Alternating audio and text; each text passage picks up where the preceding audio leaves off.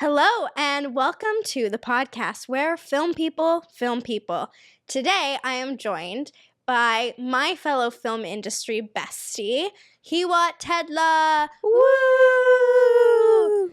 We met in acting college together, and so really, we've been here since day one, figuring out this acting thing together. Almost 3 years ago, right? 3 years ago, yeah. And so we are both green actors trying to figure it out. But my first question to you is, what was it like meeting me? Oh, that's your first question? Yes. It was interesting. Yeah. I think my first impression was like, it was not quite, I think it was a little bit accurate, but not in how I would perceive you, because when we first met, me walking into class late, first day, Obviously. and we went around the room, like saying, everyone introduced himself and like said something, fun fact about them or something. And if I recall, I'm pretty sure what you said was, "Hi, I'm Alexia DeStefano. I love horror. I love Ariana Grande, and I hate my family." And I was like, oh, she's a little much. That seems like insane to say to a bunch of people she doesn't know, and it's not relevant at all. But Did I act? I don't remember that. Yeah, I remember because I was like, what? I remember saying, I love horror, and I'm Ariana Grande's biggest fan. No one will be a bigger fan of Ariana than me. Yes, you definitely did say that. You definitely said the family part too, though. And I added the family. You added the family part, and then I think we talked about it for a second. I think someone was like, oh, and then you were like, yeah, and then you went into why and stuff and everything. And I kind of had an idea of kind of what kind of person you were after hearing that. And I don't think I was necessarily wrong, but I don't think I also, because of that perception, I thought we wouldn't be friends. But I was like, oh, actually, I don't mind. Right, because you think that I'm just not a family person. No, that's not why I didn't care about that. My friends must be family people. It was just like the bluntness of being like, okay, so she's like kind of one of those people who like overshares and is just like really extra and big, which is like usually not most of my friends. But I was like, so that's kind of the idea I had of you, and you are kind of like that, but it's not as like something that I thought. I thought it would be more of an issue than it is, but it doesn't really matter at all. I definitely am a blunt person, but I didn't realize how blunt, apparently. Well, that sort of leads into another question I had, which is, I have strong feelings about my family because of the lack of support and so on. When you wanted to go into acting, you were in school for business, right? I was in school, not for business though. I was kind of at that point like just doing shit. Like I was in school, but like not really for anything. Like at that point I was like, and I tried a million different things. Like I took a beginner class on almost every social science there was. But you were in like BCIT. Like you were, no. Douglas? No, I wasn't UVic? in school. In Victoria, but not UVic. I was at Camosun College. I could have sworn the story you told me. No, definitely not. Was that you were at BCIT for business. No. That's at some point you told me also, that story. BCIT is like British Columbia Institute of Technology, like business. Yeah, my brother did business classes there, I'm pretty sure. Yeah, no, I've never went there, and I didn't go to school other than Story in Vancouver.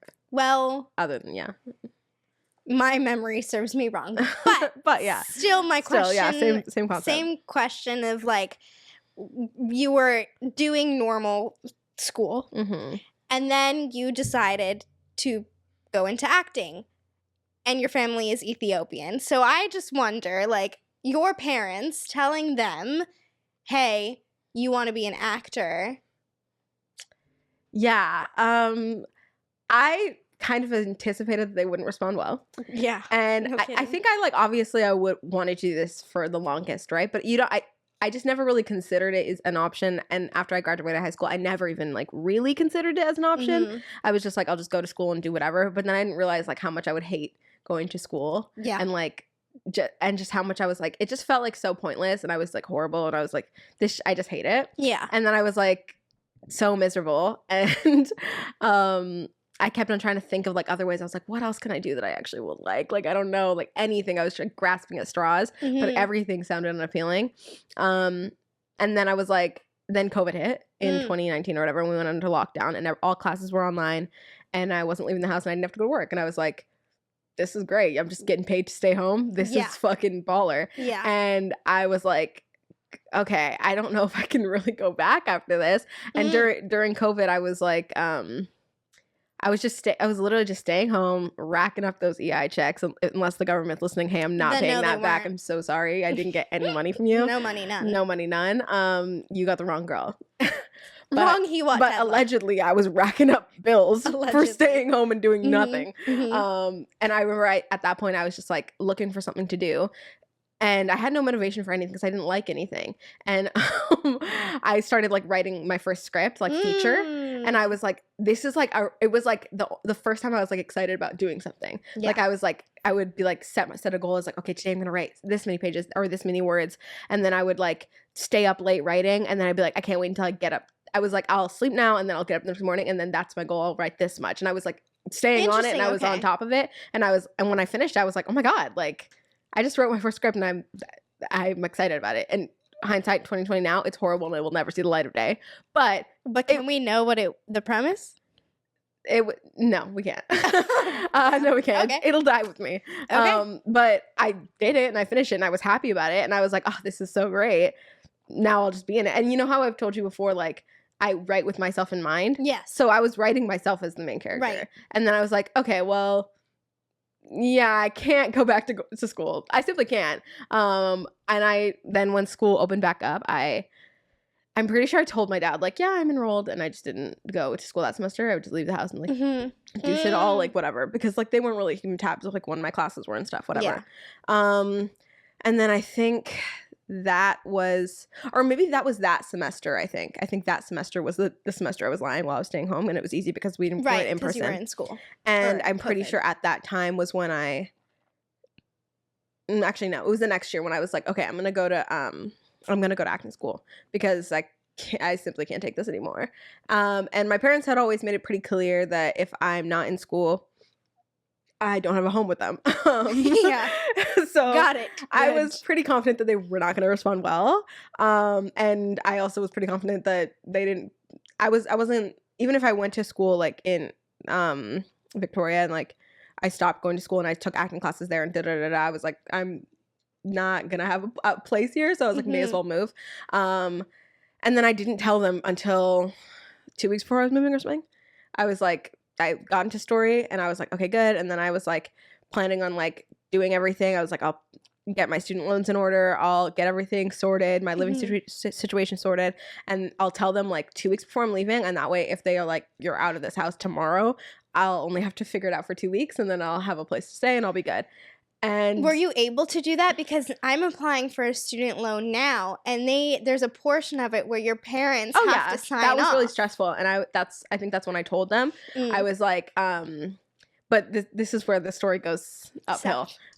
No, it goes north. It goes great. Okay. Well, not great, but good, way better than I was expecting. I told my mom first, and I told her, and I felt so bad, and she started crying. I started crying, and I was like, I'm sorry. And then my dad came home, and I was so scared, and she was like, you gotta tell him, and I told him, and he was pissed, but like my dad's the quiet type. Like he's not gonna be like screaming at me over something like that, especially like once my mind's made up, He'll be mean and like yell at me beforehand, but once it's done, it's done. So I was like pretty clear about this is happening. And I was like, I explained to them my whole plan. I was like, I just need you to sign off for the student loans and da-da-da-da. And then they were like not happy, obviously. Yeah. But it is what it is. Like I made it very clear that it's happening. Yeah. And there's really nothing you can do about it. You can back me up or you don't. Exactly. It doesn't matter. It's already, it's done. Yeah. And my dad was like, and I feel like if he had the knowledge he has now, maybe he would not have said this, but he was like, okay, it's fine. Like it's fine. But he was like, you're going to school. It's fine. Like you don't have to do student loans. You have your college fund. You can use that if you want. I don't think it's like the best decision to use your academic money on like an acting school, but like it's in his mind, he was like, it's still school. I don't think he really understood that like nothing other than knowledge is going to come from this. Yes, you know what I mean? yeah. Like, it's not like a degree you got a where you diploma. get a degree and like that'll help you get a job. Like, Yes. it's meaningless. It's just knowledge. It's just knowledge. Mhm. I don't think he really deeped that much. Like, And he didn't need to. He didn't need to. Yeah. He really didn't need to. I think he thought like, yeah, they'll like help her get a job after the school, help something. And so he like, I was like, okay, cool. That helps with the student loans thing. I don't have to take out student loans. So it was paid for. Yeah. Which was really great, which is like, Were they supportive? Stress. No, but like, They weren't. I got it. As far as I'm concerned, it feels supportive enough that it was paid for. Yeah. So I was like, okay, great. Yeah. You know? And are they happy about it? No. No. Are they happy about it now? No. You know? Maybe less so. Maybe. now. Oh yeah. They're definitely. They're like, we let her use her college money. Yeah. They're not happy about this at all. But like, sorry, it is what it is. Like, it is like at the end of the day, it's not them who has to live your life. Yeah. You know? And so just live it how you want to. How did you originally discover your passion for acting? Do you remember? No, I don't. Like, I feel like when I was younger, like in elementary school, I think I always wanted to be like a singer because I just loved. Didn't we all? Didn't we all? And then those dreams singer, got dancer, friggin' crushed. actor. And yeah, exactly. I was just such a good Disney fan, so I was like, I just want to be like her. Like, I wanted to be like Selena Gomez, Miley Cyrus. Like, I wanted to do it all type thing. And so like I feel like I had the bug of like acting when I was a kid, but like I didn't think of it in that way. You know what I mean? Like when I would watch TV shows, I would like to act out the scenes and I would like to play the characters that I'm seeing on screen, but I didn't really understand that that's what it was. And I didn't have like I wasn't so like knowledgeable of what that interest was that I was like, put me in plays, like da-da-da-da. Like I didn't really get into acting even when I was in high school. But then in high school, I did like know that like that's what I wanted to do, because I remember that I wanted to join the drama club like from when I first got to school, but I just didn't. I don't know why. And then I joined in like grade 10. So like the first 2 years I didn't do it. And then I was like, this is great. Like doing the play was like the best part of the year, you know? But like it just seems so unrealistic that you don't really like properly. I didn't really like let myself like think like that's something I was gonna pursue, but I did always want to. You know what I mean? Yeah. Like it's kind of hard to explain. And then, you know, went to college, did the thing, and then I was like, yeah, I'm just gonna try because. Yeah, I don't know, but I feel like this is true where lots of us actors have that passion, and I think at first we all try to do anything but that thing. Yeah. Anything but acting, and it just doesn't fulfill us in the way that we know acting can fulfill us in. And so for me, it was skincare, right? And it's like I was enrolled in skincare, and full circle moment, you guys will hear. But I was enrolled in skincare school, and I was not fulfilled in even just the idea of attending the school. When I was like, I want to act. And it seemed like such a far-fetched idea, like me acting, like no way, that can't happen. Yeah. And you know, some days it still does, But doesn't matter. It doesn't matter. That's for later. But like that bother that was in me, like that little voice in the back of my head was only growing stronger day by day, coming closer to my graduation and needing to like, you know, really think about how I'm going to afford school, like a student loan or whatever I was planning to do. And so I also made the switch to go into acting, and we happened to, you know, make the switch at the same time and attend the same class. But it's like, I feel like if you don't just try, then your whole entire life, you're going to have that little voice in the back of your head. I was explaining that to my dad, like, yesterday, I guess. I, like, saw him. He was here in the city for, like, the day, so I saw him for a bit, and he was, every time I see him, it's like, oh my God, like, just 'cause it's gonna come up, like, oh, are you gonna take a course? Are you gonna do this? Like, what are you gonna do? Get it together. And I'm like, whatever, blah, blah, blah. I just have to take it in and be like, okay, until whatever. Yeah. And I was, like, explaining to him, like, you need to understand that, like, I'm perfectly happy with what I'm doing. Like, yes. And I know you think that right now, since I'm young, is the time where I have to set up for my future and I should be going to school and doing this and that to set up so that when I'm older, I can have more. And I understand that that's how you think. And you're not wrong necessarily. But I'm letting you know that right now I'm very happy with what I'm doing. And I know it doesn't make any sense to you. But if in 20 years I have made no progress, I will still be doing this if it's what I want to do. Yeah. And the moment I don't want to do this anymore, I'll stop and I'll take a course and I'll do whatever I need to do. But I would so much rather in 10 years have to change course and realize I wasted time and than do something different right now, and in 10 years like be wishing that I tried for something at my dream. Like, even if it's gonna fuck me later, it's gonna fuck me so much more in my mental health in life to never have tried. I actually think two things. Yes, you're completely right, but I also don't think you're not setting yourself up right now. You just aren't doing it in a traditional way. But you definitely are. Like, every audition that you do is setting yourself up in front of casting directors. Every paycheck that you get is getting yourself, you know, food and paying for your rent so that you can continue acting. Every student film or audiobook, like everything, every choice that you're making is for your future. And it just isn't, it's not as simple as, you know, other jobs where step one is you have to go to school. Then you have to get your degree. Then you can start applying. Then you get the job and boom, there you are. And you level up as the years go on. Like, this is not that. This is harder mentally because never do you have a guarantee in your career. Even if you book a TV show and you're like the lead, one day that TV show is not going to be running anymore. And you are going to be back to the auditioning, you know, freaking schedule. And you're going to have to be applying every day for a job again. So it never ends, but we are setting ourselves up. And for me, like, I've just made the choice to go and do skincare school again, but not because I'm giving up on my acting career, but because I think it's going to set me up better where I can actually do something else that I love in the meantime while I audition. Because I'm already working during the day and then auditioning anyway. So instead of doing a job I hate, I'm just going to dedicate 10 months where maybe I audition less, but I don't want to.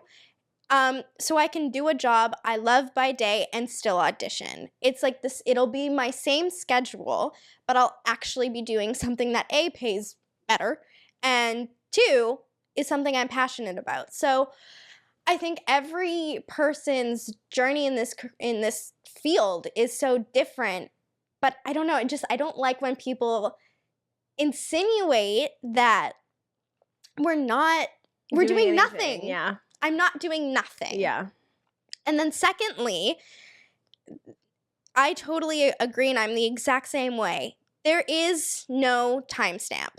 There is no, this is it. If by the 10th year I have no success as an actor, I'm over. It's about the love and the passion. Yeah. And when I stop loving it, I'll stop doing it. Exactly. And I may never stop loving it. And if I never stop loving it, I'll never stop trying. And that's another thing that I always think is maybe I will change my mind about this someday. But as it is right now, like, this doesn't take anything away from me. No. Like the auditions are all self-tapes almost. Yeah. And like, it doesn't take that much out of my life to do it, to pursue it. No. Like, it takes a lot of like mental strain to like do something you hate. Yeah. Like to go to school for something you don't like because you know in the end it's going to make you more money and be stable is not worth, for me at least, sacrificing my happiness. Like, at some point we have to decide as an individual what's more important, your happiness or stability. And I think you can find both in both areas, sure. But I'm just so over so many people belittling actors, green actors. And all we're trying to do is make a career that we're happy and proud of. And I don't think it's difficult to understand, but everyone seems to make it difficult to understand. And like you said, if you go 20 years and you are like, you know what, I don't want to do this anymore, those 20 years weren't wasted. Yeah, exactly. That's how I think. Is like, I don't consider this wasting my time, even if I'm not succeeding at the Yeah. moment. Yeah. But I see other people do, and that's why they just don't get it. Yeah, exactly. When you were writing that film before going to Story, Story Institute is our school. So if you keep hearing us say Story, we're referring to our acting college. Before you went to Story, did you think you were a good actor? I had to have, Right. because I wouldn't have. I don't think I would have like felt I could even like pursue it if I didn't think I was good. But now, do I think I was good back then? No. No, definitely not. You, definitely not. But me, definitely not. Like, better than some. Definitely better than some. But wow, I'm not. But as not good as better I than thought I was. Wow, like I really was not as good as I thought I was. I wish we still had our audition tapes from day one, or even just week one, just to just to look at the growth. Because sometimes I know I was so bad, but I don't know how bad exactly I was. I mean, I showed you that one that was like halfway through a course of mine. Oh, that was when we were real auditioning. Real auditioning. Yes, that was a real audition. That was a real audition. That's crazy. Yeah, oh and I was directing it. Yeah, you know, so not only were you bad, no offense. Yeah, but I too was bad. That's so bad. And I couldn't even get through the audition in real life. Like when I tried to do, I was struggling. Well, you know, we figured it out. Yeah, and now I'd say we're professional auditioners. Yeah. And, you know, maybe we'd be more professional if we were booking every audition. And that's just someone else's problem. It's not my fault that you guys just don't see it. They don't see it. They just don't see it. They don't see it. But they will. They will one day. And that's all that matters. I actually didn't think I was a good actor. I knew I had something and that I could be good, but I was just insecure because I'd never really been given the opportunity to like see. And the few times that I have, you know, I look back at a play that I did in middle school and it was awful. Obviously, it was awful. I was the comedy relief though in like this dark drama and I did get laughs. So there's something to say about that. And then I think in my like school plays I was good. But like as good as you're gonna be. Yeah, and it was like it was like easy to be good in that in whatever I was playing. You know what I mean? Yeah. But like when I think about like the auditions I did. Yes. But actually it wasn't until I had my drama teacher say something to me that I was really like, oh, maybe I can. And it's when he said, of all his students ever, and he's been working at this point like 30-something years, he's like, of all my students ever, you are in the top 10 of people I actually know could make it. And I was like, whoa, because he'd never seen my acting. Like, he'd never seen what I can do. Like, I was in 9 to 5, but I was in the ensemble. And I filled in one day for an actor, but I was doing a bad job because I was nervous. But he'd never really seen my potential. I mean, no, he never seen my acting, but he saw my potential just, I guess, as a human, and he saw my passion, and he knows me. And that was like maybe that your first, I can. like approval from someone that you were like, oh, that's helpful? Well, I was really thinking about going, and I kept talking to him about it, and I was like, I want to, but I don't know, and I'm already enrolled for skincare. And he was like, I believe in you. And it was like the first moment I had where it was not just me. It wasn't only in my head. It was reassurance that, oh, it is possible. So I didn't think I was a good actor. I didn't think I was terrible. But it was more about, can I see myself in this industry? And I did, but no one else did. Like, really actively no one else did, you know, until him. What do you think, for you specifically, has been or is the hardest part about building this career? What's It's not a hard? loaded question. What's not hard? I know. It's Yeah. it's just the Everything. worst. It's so hard because like What's the easiest part? realistically, I guess? yeah, like Setting up the lights. yeah, it's just like the starting from nothing, and like as an actor, it just feels like you have nothing to offer anyone unique. You know what I mean? Like I feel like you're just constantly waiting for someone to give you an opportunity. True. Which is just so horrid, and like you have to kind of like network in order to like build community and like get in projects and stuff like that. But like as an actor, I'm like, I can't give you anything. Like I can't be like, oh, I can do this for you. I can do this for you. I'm just the actor, you know? Yeah. So it kind of just feels like networking doesn't work, you know? Because like why if I was like a director or a producer networking, I wouldn't want to meet actors. Like what do they do for me? Yeah. That you're later on in the process. I'm trying to Well, you don't need to meet actors. They're going to audition for you. Exactly. They'll come to you when the time is right. Like begging on their knees, pleading. On their knees. So like you don't want to meet me. No. And just like the fact that all we really have is auditioning, and even that's really slow. And it's very like creatively stifling. Like I just feel like I'm constantly like I want to work and I want to do stuff, but I can't really. Yeah. And I think the tricky part for me that I'm always trying to balance is doing what I can. Like the things that I actually am capable of doing, I should be doing. And that's, taking more classes, writing more things, making short films.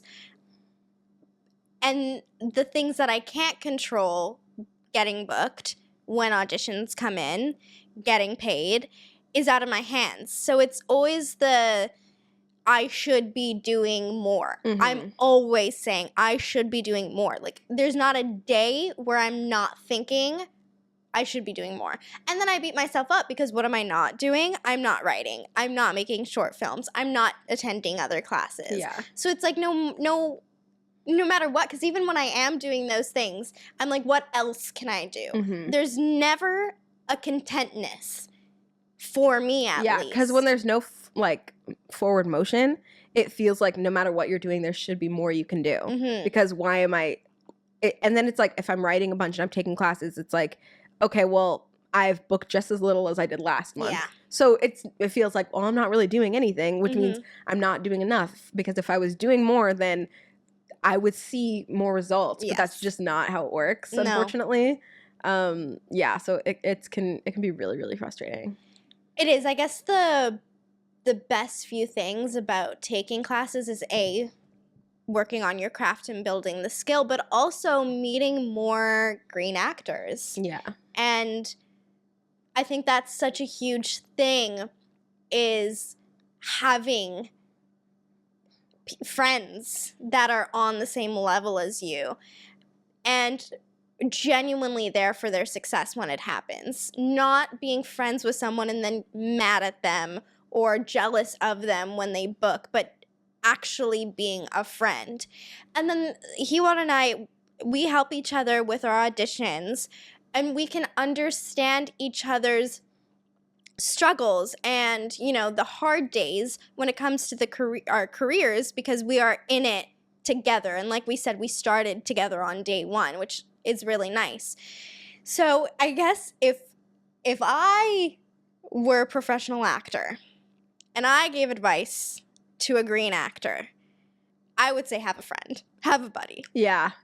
Yeah. Like, don't go in it alone. If you can't network, that's fine. Just find one person. But also, at least one person. At least one person. The best advice I could give you is to have a whole network and community of people. Yes. But if you can't do that, at least have one person. And have that one person be the most important person. Yeah. When you invite other people in, keep them number one, Yeah. I'm looking at you. What do you think then more acting schools or classes should teach actors about? Like if you can go back and think about things that you wish we were taught, what would those be? and this is just a personal thing Yeah. because I feel like not a lot of actors would necessarily agree with this, but I personally would have liked if we did learn more about like have like a little bit more of film school stuff, you know? Yes. Like teach us about cameras and lighting and Lighting. sound and like Shadows. yes, like I would have really liked to learn about that stuff just because I didn't realize how much of how slow it would be and how much like making your own stuff is actually very helpful. Yeah. So and I don't think a lot of actors might necessarily agree with that because I feel like even in our program, like a lot of people might not want to do their own stuff. Like even when we had that small little thing where we wrote our own short film and filmed it or whatever, I don't think everyone enjoyed that. I don't think so, and I don't think everyone even participated. Yeah, so I feel as though maybe that's just a personal thing, like whatever, but it would have been nice. Yeah. Because then we would have been more equipped leaving to do our own stuff and like write our own stuff and like build our own demo, you know? True. They teach you the acting, but I want to know more about the industry. And we touched on it. I wish we learned how to stand on a mark and then find our next mark. Yeah. And the multitasking of it all. Yeah, being like acting and then acting on camera and then acting for a self-tape, those are all very different things. Yes. And I think we learned how to act on camera for an audition, and we learned how to act, period. Scene study. But learning how to, like, after you've booked it, after you've done the audition and the way you rehearse it. Act for film. Yeah, act for film. And also, like, learning the lines and doing the scene and building it the way you build it. Mm-hmm. I would have liked to know more about how when you actually get on set, you don't have very many opportunities. You know what I mean? So you can say, oh, I want to do it this way. I want to do it this way. But realistically, you can rehearse it 100 times over. Especially if it's not that important of a scene, you'll get like a couple takes. Yeah. So make sure you're on it and make sure you're good with your scene partner and all that, and like how they're gonna film it, like the different angles, like how it might be easy to know how you're gonna do it and what your lines are and everything. But when now you're there and you have to hit your mark and all of these little things, it might throw you off. So it would have been nice to learn how to like really be on set. I agree. Not only all of what you just said, but if we think about the roles that we are going to start off booking, they are small roles. Mm-hmm. That you don't know much information and no one gives a shit, frankly, about this character. So you can go in having all your prep work, which you should. You should have, obviously, come prepared. Have everything memorized, know your character. But it's not my character. It's the character the director wants from me. Mm-hmm. And not only that, the director might not even care about your character because it's so small. So they might just be like, yeah, you're doing great. And you're like, really? I thought that was bad. Mm-hmm. And it doesn't matter. Yeah, they don't really. That's a big thing is that like, and I also think in short films or student films, they also don't really get this because it's like there's so much focus on. It's probably better in big productions.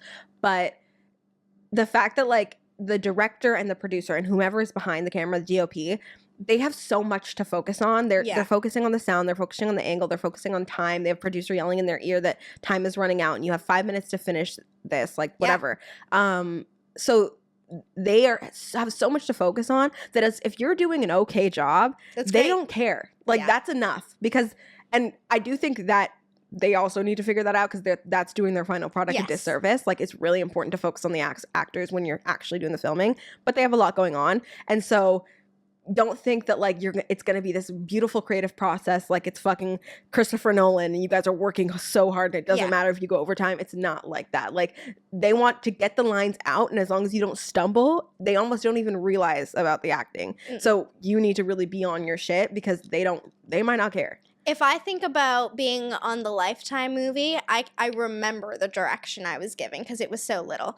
It was mainly great, and then I had 2 directions. One, I was moving my head in a way that like the camera didn't pick up on, so they just told me to like move a different way. Mm-hmm. And then the second one was not even from the director, it was from the script supervisor, and she was just like, hey, I know you're improvising this line, but can you change it because someone else is saying something similar, so we need you to say something else. It's funny too because both of those notes also have nothing to do with your acting. Exactly. It's all the technical stuff. Like, yes. That I wasn't taught, but also I wasn't focused on. Exactly, yeah. But and it's other fine. people are. That's important, but It's their job. That's their job. They're focused on like where the light hits you and making sure the blocking is right, and you don't want to be blocking any other characters. You don't want your back to the camera. Like, they're focused on so much other than your acting. Yes. And also, they're focused on how you're being lit, but they don't care if you don't look good. They don't you're not care the main. if you don't look good, bro.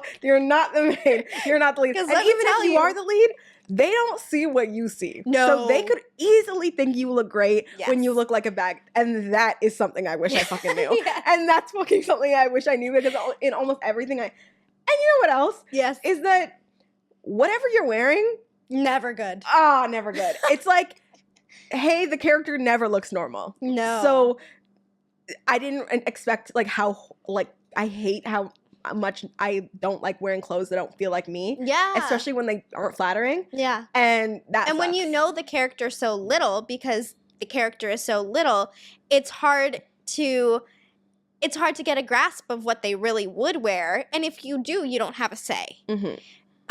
And that's the other thing, is like, you may have an idea of who this character is to you, but the director and the wardrobe and the makeup have different versions of what that character actually is and who they are. And ultimately, you look like what the hair and makeup want for that character. You're acting like how the director wants you to act for that character. Yeah. And everything that you prepared, out the door. Out the door. It doesn't matter. It doesn't matter. But you still need to do it. Yeah. Because you need to understand. And I know when I was on that Lifetime movie and I had a full ass backstory for my character, and the girl next to me who'd been like seasoned, she's like, I just know my lines. Like, she's actually like, no, let me look at them now, because maybe I don't know. Maybe I don't know them. And I was like, yeah, well, my character, blah, blah, blah. And I think about this. And she's like, okay. Because it's going to be changed, and no one actually knows it but you. Yeah. Unless, again, you're like a lead and you're there the whole movie, or you're a season regular, then it matters more. Yeah. But the one day filming your small character, your character is only there you. to service the main character. Yes. They're two-dimensional. Yeah, exactly. And it's important to play it that way. Yeah, it is important to play You it need that way. to make sure that your acting emphasizes whatever they want in that scene to come off for that main character. Yeah. What characteristics do you think actors need to be an actor? Honestly, the only thing you really need is like delusion. Yes. That's it. Yes. Everything else, I feel like you hear a lot like, oh, actors are this way. Maybe actors are outgoing, or actors are or self-centered, or you know what I mean? Whatever. And I call those stereotypes. They're stereotypes. Like, we've met lots of different people, and they're all different. And there's no like one type of person or a certain kind of people that are good at acting or have an interest. There's a million different ways why you'd be interested. It's like saying like all like swimmers are the same, or all like, it's just, I'm sure there's like little similarities, but all those similarities are basically going to boil down to the fact that we just love acting. And that's what I was going to say. I don't think if you just like acting, don't do it. That's like for two things. Yeah. Don't take opportunity away from the actors who love it and who are so passionate, but also don't waste your time, you know? Yeah, that's like my one. Yeah. Like, if I could give advice to anyone potentially thinking of pursuing acting, yes, don't. Like, that's my one thing is, if you can do anything else, like, truly I mean that. Who said that? Amelia. Oh, the girl from Game of Thrones. Yeah. Yeah. Like, if you can genuinely, if you can do anything else, if there's anything else you could be happy doing, do that. Like, do not do this unless you absolutely have to, because that was me. Like, I tried doing other things for the longest because I didn't want to do this. Like, I really wanted there to be something else that fulfilled me. And if I found anything, I would have done it. Right. And for me, like, I have something that is another passion of mine, which is skincare. But it's not enough passion and it's not enough love Yeah. that I could have just done that from day one, as we know, because I went into a spiral and I wasn't even graduated yet. So if you are not going into a spiral, do something else, You have to just really love acting. Yeah. Like, really love it, because you're not going to be booking a lot and you're not going to be working professionally all the time. It's going to be a lot of hurry up and wait in terms of even getting the opportunity. So you have to just cherish the auditions you do get and the small roles you do get, because it's going to be like that for a long time, most likely. I also think you need to have some sort of resilience or strength, because of that, it's going to be a lot of auditioning for free with no payoff. Oh my God. It's going to be a lot of time doing nothing. It's going to be a lot of hearing nothing. You don't know if you're good. You don't know if you were bad. You don't know anything. All you do know is the thoughts that you were alone with. Being in this industry and being the most realistic person ever, being like, well, they're not going to pick me of 100 people for this audition because there's just going to be better options. Someone else is going to fit the role better. Someone's going to be cheaper. You can think about all those things, but then you won't audition. Yeah, and I also don't think that's necessarily realistic either, because they're going to pick someone. Yeah. Why not you? Why not you? And there's all the reasons you said, technically those are true most of the time.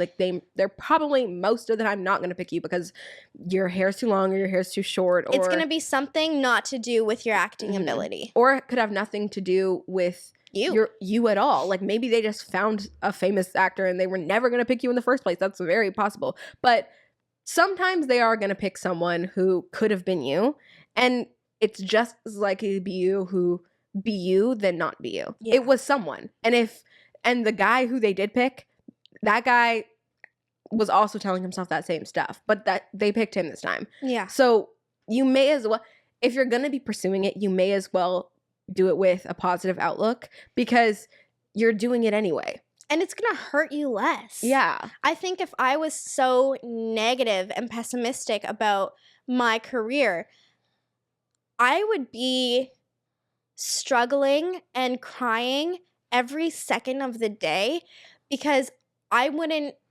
be doing it, because I'd see no value in doing it. You need to be able to hype yourself up. Yeah, you have to be your own inspiration all the time. So you have to always focus on your mental health in ways that you probably wouldn't in other jobs, just because it's so not in your hands. And that's really hard. It's really hard to go into an industry where so little of it is in your control. Because again, it's not as easy as 1, 2, 3. It's you can do the things that you need to do, but that's not really going to inspire someone to hire you. Yeah, imagine your whole job was constantly sending out job applications to every single possible place on earth, and the exciting part was when you got an interview. And you'll get a handful of interviews, and of those interviews, almost never will you ever get the job. And then as soon as you do get the job, it lasts about 2 days, and then you have to start all over again. Yeah. That's what it's like. Okay, so we mentioned earlier that both of us, second year strike all year. And we were just talking about mental health. The two of those did not go together well. I mean, the strike did not help my mental health. And as much as the logical side of me knew I'm not getting auditions because of the strike, that other part of your brain is like, yeah, but are you really not getting auditions because of the strike? Or is it because no one wants to see you? Or that, but also, it was just hard. It was hard because you were getting nothing. It was difficult because for me personally, I ended the year before booking something. And I booked a union job, and I was really excited. And it felt like that was the path I was about to be on. Mm-hmm. And then the strike hit, and it went from booking something and being so happy to nothing, hearing nothing, not one audition for so long. It was really difficult. And that unpredictableness and that strike and that unknown could happen again tomorrow. So I guess my question is, how did the strike affect you? Honestly,